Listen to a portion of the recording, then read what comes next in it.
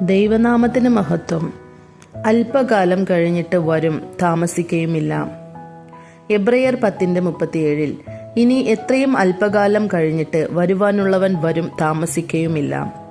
മണവാളൻ മണവാട്ടിയെ സന്ദർശിക്കുന്നതിന് താമസിക്കില്ല എന്ന സ്ഥാനത്ത് അല്പകാലം എന്ന് എഴുതപ്പെട്ടിരിക്കുന്നു. 2 പത്രോസ് 3:9. ചിലർ താമസമെന്ന് വിചാരിക്കുന്നത് പോലെ കർത്താവ് തന്റെ വാഗ്ദത്തം നിവർത്തിപ്പാൻ താമസിക്കുന്നില്ല. ആരും നശിച്ചു പോകാതെ എല്ലാവരും മാനസാന്തരപ്പെടുവാൻ അവൻ ഇച്ഛിച്ചു നിങ്ങളോട് ദീർഘക്ഷമ കാണിക്കുന്നതേ ഉള്ളൂ എന്ന് എഴുതിയിരിക്കുന്നു.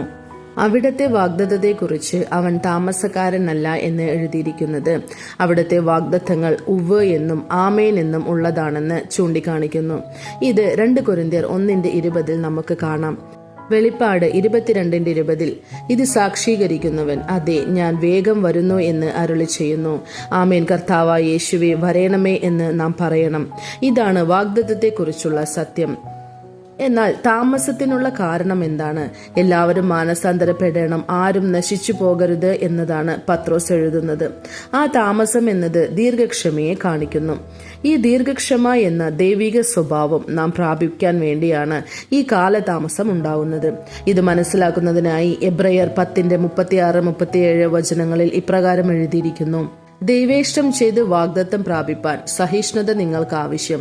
ഇനി എത്രയും അല്പകാലം കഴിഞ്ഞിട്ട് വരുവാനുള്ളവൻ വരും, താമസിക്കുകയുമില്ല. എന്തുകൊണ്ടാണ് താമസിക്കുന്നത്? നിങ്ങൾ ദീർഘക്ഷമയെ പ്രാപിക്കണം. അതിനാൽ ദൈവത്തിന്റെ ദീർഘക്ഷമ എന്നത് അവിടുത്തെ സഹിഷ്ണുതയെ കാട്ടും. എബ്രയർ 12:2 അവൻ ക്രൂശിനെ സഹിച്ചു എന്ന് എഴുതിയിരിക്കുന്നു. തന്റെ മുമ്പിൽ വച്ചിരിക്കുന്ന സന്തോഷം ഓർത്ത് അവൻ അപമാനം അലക്ഷ്യമാക്കി ക്രൂശിനെ സഹിക്കുകയും ദൈവസിംഹാസനത്തിന്റെ വലതുഭാഗത്തിരിക്കുകയും ചെയ്തു.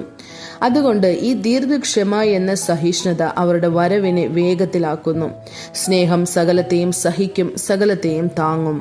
ഇതിനെ നാം പ്രാപിച്ചാൽ അവൻ താമസിക്കുകയില്ല. എന്നാൽ ആരും നശിച്ചു പോകാതെ എല്ലാവരും മാനസാന്തരപ്പെടണമെന്നാണ് പത്രോസ് കുറിക്കുന്നത്. നോഹയുടെ കാലത്ത് ദൈവം ദീർഘക്ഷമയോടെ കാത്തിരുന്നതിന്റെ കാരണം ഇതാണെന്ന് നമുക്ക് മനസ്സിലാക്കാം. ആരും നശിക്കരുത്, എല്ലാവരും മാനസാന്തരപ്പെടണം എന്ന ലക്ഷ്യത്തോടെയാണ് ദൈവം പ്രവർത്തിച്ചതെങ്കിലും അത് പ്രായോഗികമായി നടന്നില്ല. 8 പേർ മാത്രമാണ് പെട്ടകത്തിൽ രക്ഷിക്കപ്പെട്ടത്.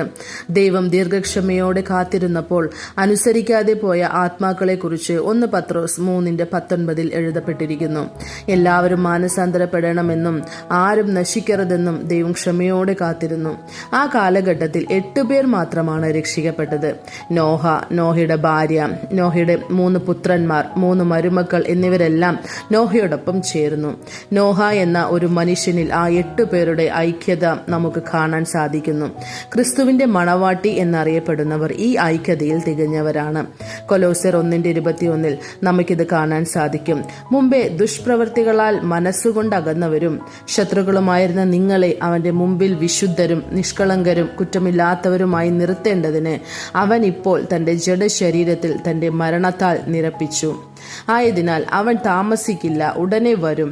തന്റെ വാഗ്ദത്തം നിവർത്തിപ്പാൻ താമസിക്കുന്നില്ല. അത് ഉവ്വ് എന്നും ആമേൻ എന്നും എഴുതപ്പെട്ടിരിക്കുന്നു. ദൈവഹിതം ചെയ്ത് വാഗ്ദത്തം പ്രാപിക്കാൻ നിങ്ങൾക്ക് സഹിഷ്ണുത അത്യാവശ്യമാണ്. ദീർഘക്ഷമയായ സഹിഷ്ണുതയെ പ്രാപിക്കുന്നതാണ് അവന്റെ വരവിനെ വേഗത്തിലാക്കുന്നത്.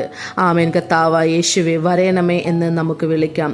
കർത്താവ് നിങ്ങളെ അനുഗ്രഹിക്കുമാറാകട്ടെ.